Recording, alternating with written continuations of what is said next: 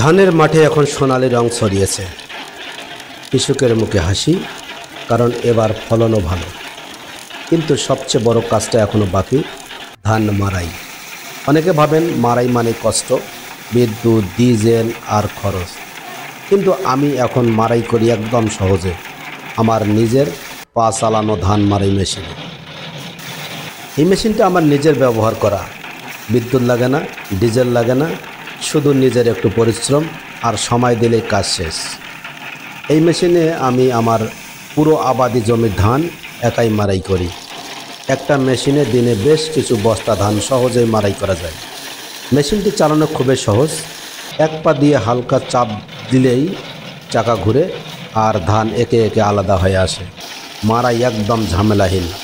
সবচেয়ে ভালো ব্যাপার, ধান একটুও আটকে থাকে না, যাই দাও পরিষ্কারভাবে বের হয়ে আসে।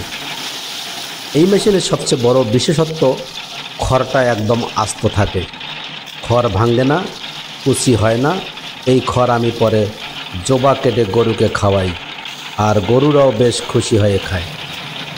অনেকে হয়তো ভাবেন পা চালানো মেশিন খড় নষ্ট হয়, কিন্তু এই মেশিনে ঠিক উল্টোটা হয়। এখানে ধানও ভালো হয়, খড়ও কাজে লাগে। দেখতে পারেন ধানগুলো কেমন পরিষ্কার আর সুন্দরভাবে আলাদা হয়েছে।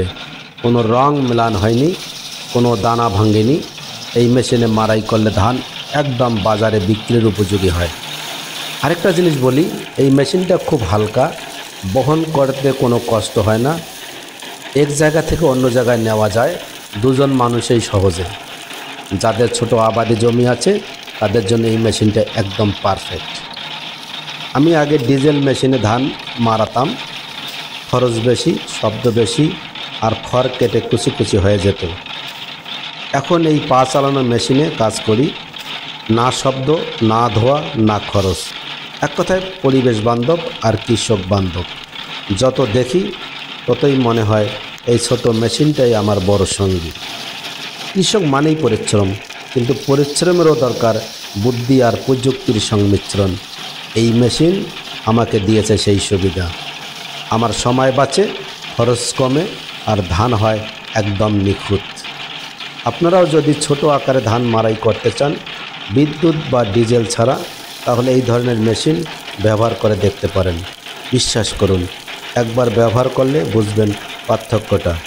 ভিডিওটা ভালো লাগলে লাইক দিন, কমেন্টে জানান আপনার মতামত, আর সাবস্ক্রাইব করুন সুভাষ গ্রিন অ্যাগ্রোটেক চ্যানেলটি। আমরা কৃষকের পাশে, নতুন প্রযুক্তির আলোয়। সবাইকে ধন্যবাদ।